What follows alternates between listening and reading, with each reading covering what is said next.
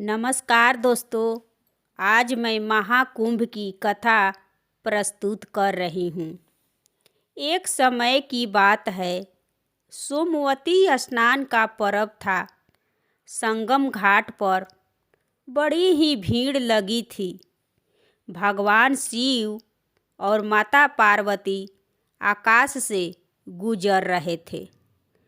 तब पार्वती जी ने कही कि इतनी भीड़ यहाँ पर क्यों है। तब भगवान शिव जी ने कहे कि आज सोमवती पर्वत पर त्रिवेणी में स्नान करने वाले लोग स्वर्ग जाते हैं। उसी स्नान का लाभ लेने के लिए यहाँ स्नान करने के लिए भीड़ जमा हुआ है।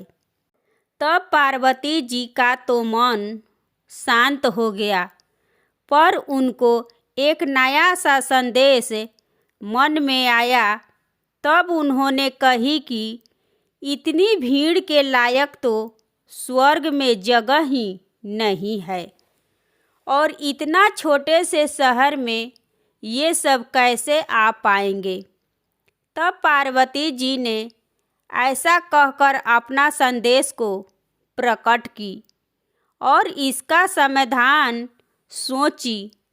तब भगवान शिव ने बोले कि शरीर को गीला करना एक अलग बात है, और मन की मलिनता को धोना या स्नान करना बहुत ही जरूरी है।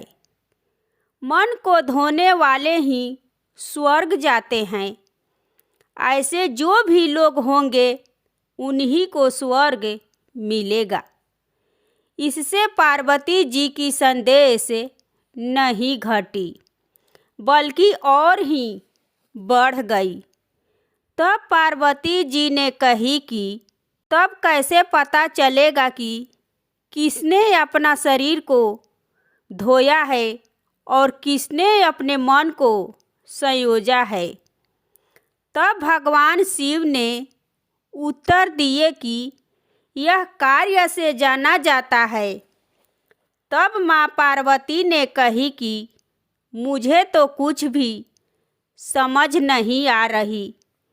कृपया आप मुझे प्रत्यक्ष उदाहरण को देकर समझाने का प्रयत्न कीजिए।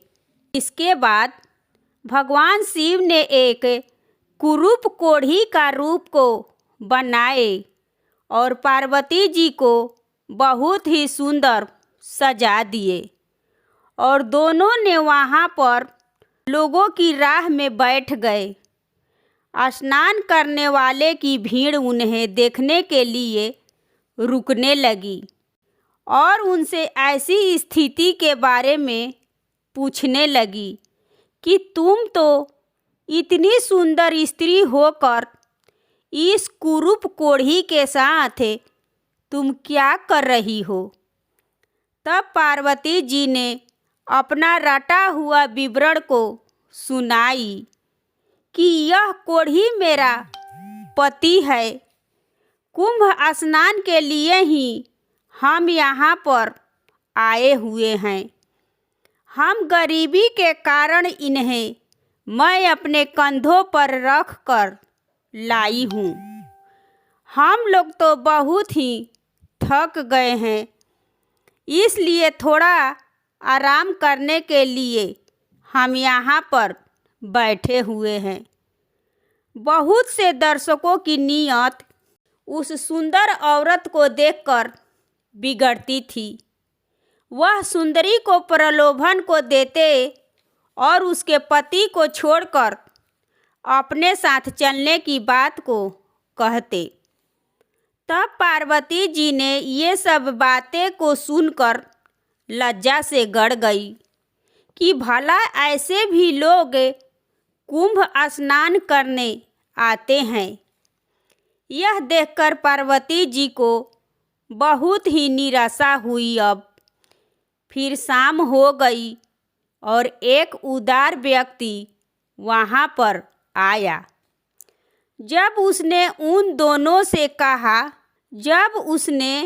उन दोनों से वहाँ रहने का कारण पूछा, तो पार्वती जी के बात को सुनकर उसकी आंखों में आंसू आ गए और उसने उनसे सहायता का प्रस्ताव किया और उसने कहा कि मैं आपकी सहायता करना चाहता हूँ। फिर उसने कोढ़ी बने भगवान शिव को अपने कंधे पर लादा और शिव तट पर पहुँचाया। उसके पास तो चने की सत्तू भी था। उसने उन दोनों को भी सत्तू खिलाया और साथ ही सुंदरी यानी कि पार्वती जी को बार बार नमन करते हुए कहा कि आप जैसी देवियाँ ही इस धरती की स्तंभ है। धन्य है आप जो इस प्रकार आपने पति धर्म को निभा रही हैं। तब पार्वती जी को समझ में आ गया और उनका प्रयोजन पूरा हुआ। फिर शिव और पार्वती जी वहाँ से उठे और कैलाश की ओर चले गए। रास्ते में शिव जी ने कहे कि पार्वती, इतने में एक ही ऐसा व्यक्ति था जिसने मन को धोया और स्वर्ग का रास्ता बनाया। कुंभ स्नान का महात्म तो सही है, पर उसके साथ मन भी धोने की शर्त लगी है। पार्वती जी समझ गई कि कुंभ महात्म सही होते हुए भी क्यों लोग उसके पुण्य को फल से वंचित रहा है। ये है महाकुंभ की कहानी। दोस्तों, ये कहानी आपको कैसी लगी कमेंट करें और मेरे चैनल को सब्सक्राइब एवं वीडियो को लाइक करें और शेयर करें। धन्यवाद।